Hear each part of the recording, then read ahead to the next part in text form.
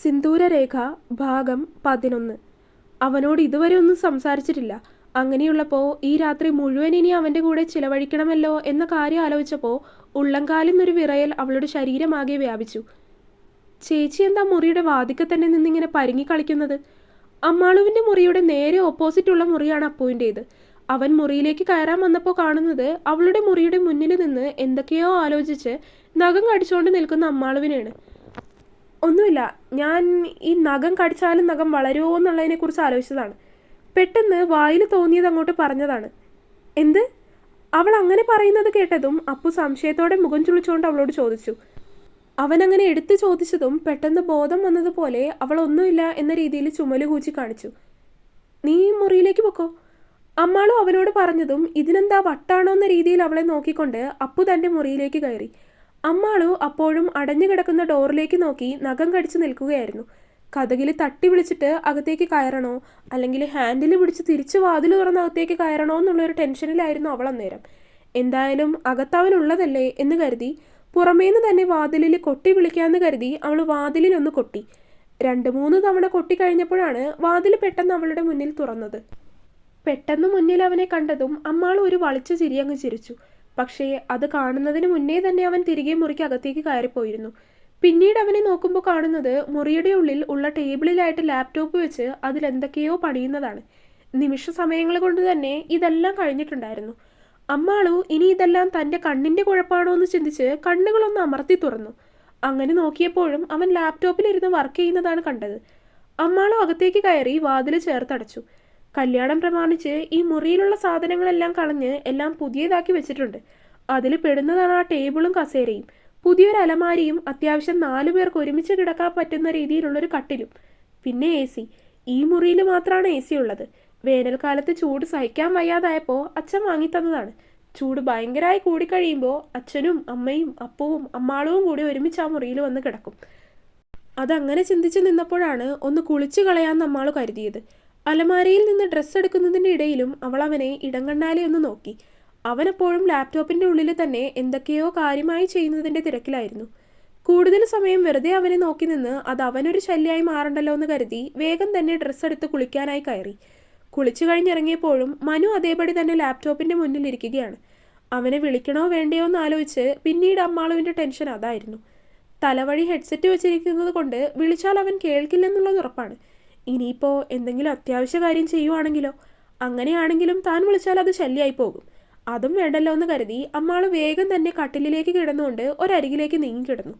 അവൻ വരുന്നത് വരെ ഉറക്കം വിളിച്ച് കാത്തിരിക്കാമെന്ന് കരുതിയാണ് കട്ടിലിലേക്ക് കിടന്നത്. പക്ഷേ ഉറക്കത്തിൻ്റെ അസുഖമുള്ളത് കൊണ്ട് അവൻ വരുന്നതിന് മുന്നേ തന്നെ അവൾ ഉറക്കം പിടിച്ചിരുന്നു. എന്തിനേറെ പറയുന്നു, കട്ടിലിലേക്ക് കിടന്ന് ഒരു 2 മിനിറ്റ് മാത്രമായിരിക്കും അവൾ കണ്ണ് തുറന്നു വെച്ചിട്ടുണ്ടാവുക. അപ്പോൾ തന്നെ അമ്മാൾ ഉറക്കത്തിലേക്ക് വഴുതി വീണിട്ടുണ്ടായിരുന്നു. ലാപ്ടോപ്പിൽ അത്യാവശ്യമായിട്ട് 1-2 ക്ലയൻസിനോട് സംസാരിക്കേണ്ടതായിട്ടുണ്ടായിരുന്നു. എത്രയും വേഗം ചെയ്തു തീർക്കണം എന്ന് കരുതിയാണ് തുടങ്ങിയത്.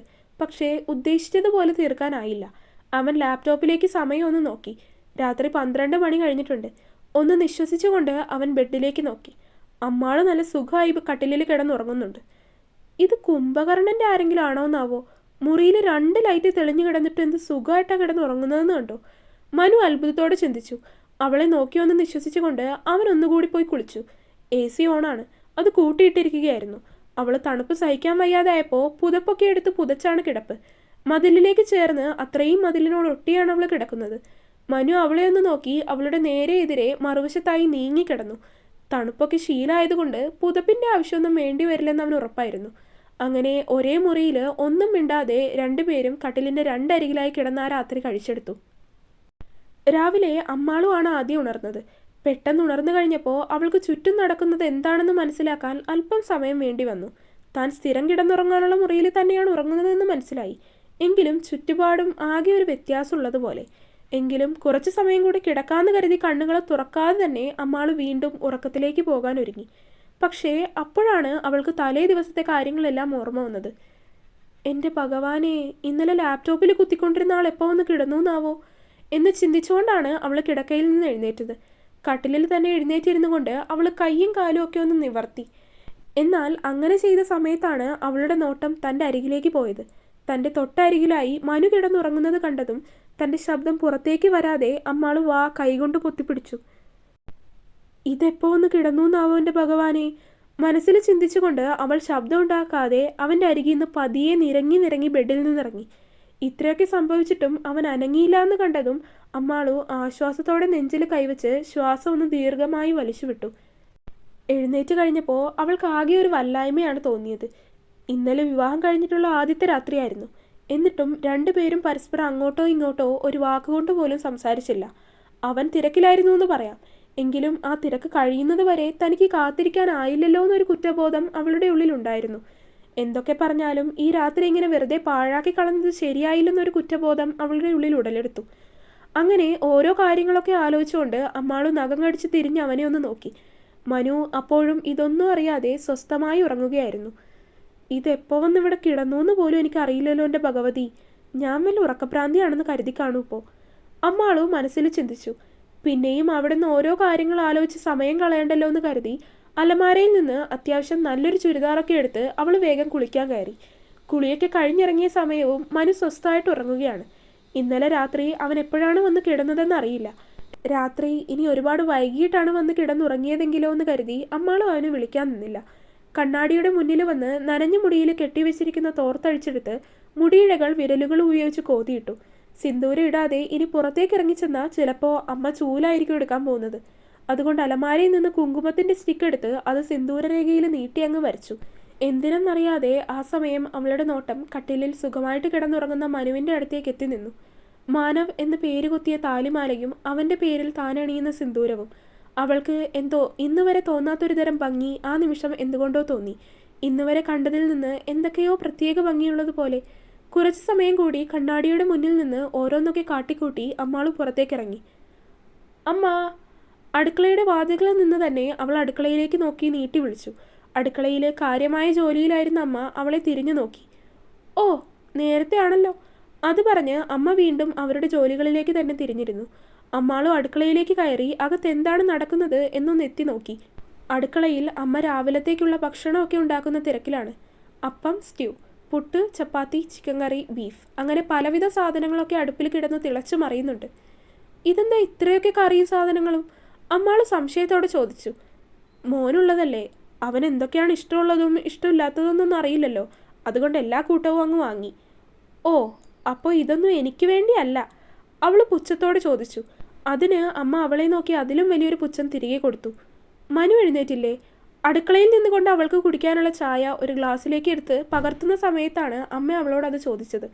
പെട്ടെന്ന് അവൻ്റെ പേരൊന്ന് കേട്ടതും അവളുടെ കയ്യിൽ നിന്ന് ചായ ഒന്ന് തുളുമ്പി സ്ലാബിലേക്ക് വീണു. ഇല്ല, എഴുന്നേറ്റിട്ടില്ല. ഇന്നലെ രാത്രി ലാപ്ടോപ്പിൽ എന്തൊക്കെയോ വർക്ക് ചെയ്യുമായിരുന്നു, കിടക്കാനും വൈകി. അമ്മാള് പറഞ്ഞതും അമ്മ അവളുടെ കയ്യിലേക്ക് ഒരു ഗ്ലാസ് ചായ എടുത്തു കൊടുത്തു. ഈ ചായ കൊണ്ടുപോയി മനുവിന് കൊടുത്തിട്ട് വാ. എന്തിനാ അവിടെ കൊണ്ടുപോയി കൊടുക്കുന്നത്? ഇങ്ങോട്ട് വരും. അമ്മയെ നോക്കി അവൾ സംശയത്തോടെ പറഞ്ഞു.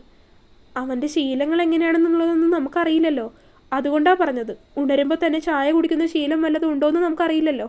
ഈ ചായ കൊണ്ടുപോയി കൊടുക്ക്. എന്ത് ചെയ്യണമെന്നറിയാതെ അവൾ ചായയിലേക്കും അമ്മയുടെ മുഖത്തേക്കും മാറി മാറി നോക്കി. കൂടുതൽ സമയം അവിടെ കഥകളി കളിച്ചു നിന്നാൽ ചിലപ്പോൾ അമ്മ നല്ലത് പറയുമെന്നറിയാവുന്നത് കൊണ്ട് അവൾ ആ ചായ കയ്യിലേക്ക് വാങ്ങി. മുറിയിലേക്ക് പോകുമ്പോഴും അവളുടെ ഉള്ളിൽ കുറേ സംശയങ്ങളായിരുന്നു. ചായ മുറിയിൽ കൊണ്ടുപോയി കൊടുക്കുന്നത് അവൻ ഇഷ്ടമാകുമോ? അവനെന്തെങ്കിലും പറയുമോ? ഉറക്കത്തിൽ നിന്ന് അവനെ വിളിച്ചുണർത്തിയാൽ അവനത് ഇഷ്ടമാകുമോ എന്നൊക്കെ ചിന്തിച്ച് അവൾ ഏതോ മായാലോകത്തെന്ന പോലെയാണ് മുറിയിലേക്ക് നടന്നത്. ചേച്ചി ഈ ചായ ആയിട്ട് മുറിയിലേക്ക് പോകുന്നത് എന്തിനാ? മുറിയിലേക്ക് നടക്കുന്ന അമ്മാളുവിനോട് അപ്പു ചോദിച്ചു. അന്നേരമാണ് അവൾ സ്വപ്നലോകത്തിൽ നിന്നൊന്ന് പുറത്തേക്ക് എത്തിയത്. അപ്പു എന്താണ് അവളോട് ചോദിച്ചതെന്ന് കേൾക്കാത്തത് കൊണ്ട് തന്നെ അവൾ എന്താണ് ചോദിച്ചതെന്നറിയാൻ അവനെ നോക്കി വീണ്ടും പുരിക ഉയർത്തി. ഈ ചായയുമായിട്ട് ചേച്ചി എങ്ങോട്ട് പോവാന്ന്? ഞാൻ മുറിയിലേക്ക് പോകുന്നു. ഏട്ടന് കൊടുക്കാനാണോ? അമ്മാളും അതേന്ന് തലയാട്ടി. ഏട്ടൻ ദാ വരാന്തയിലിരിക്കുന്നുണ്ട്, അച്ഛനായിട്ട് പത്രം വായിച്ചിരിക്കുക. അത് പറഞ്ഞതും അമ്മാളും അവനെ സംശയത്തോടെ നോക്കി. അവൻ തന്നെ പറഞ്ഞു പറ്റിക്കുകയായിരിക്കും എന്നാണ് അവൾ കരുതിയത്. ഒന്ന് പോടാ, തമാശ കളിക്കാൻ വന്നിരിക്കുന്നു അവൻ. ഈ ചേച്ചിക്ക് ഇതെന്താ? ഞാനെന്തിനാ തമാശ പറയുന്നത്? സത്യം പറഞ്ഞതാ, ഏട്ടൻ വരാന്തയിലിരിക്കുന്നുണ്ട്. അപ്പു പറഞ്ഞതും അമ്മാളും അപ്പോഴും സംശയത്തോടെ നോക്കി നിൽക്കുകയാണ്. അവൾ തൻ്റെ മുറിവാതിൽ പതിയെ ഒന്ന് തുറന്നു നോക്കി. ശരിയാണ്, അവനവിടെ ഇല്ല. താൻ അടുക്കളയിൽ നിന്ന സമയം കൊണ്ട് തന്നെ അവൻ കുളിച്ചു കഴിഞ്ഞ് വന്നോന്നൊരു സംശയമായിരുന്നു അവളിൽ. അവൻ പറഞ്ഞതുപോലെ അമ്മാളും നേരെ വരാന്തയിലേക്ക് നടന്നു. ശരിയാണ്, അച്ഛനും അവനും കൂടി ഇരുന്ന് എന്തൊക്കെയോ കാര്യമായി സംസാരിക്കുവാണ്. മനു പത്രം വായിക്കുന്നുണ്ട്. അച്ഛൻ അതിനടുത്തിരുന്ന് എന്തൊക്കെയോ പറയുകയാണ്.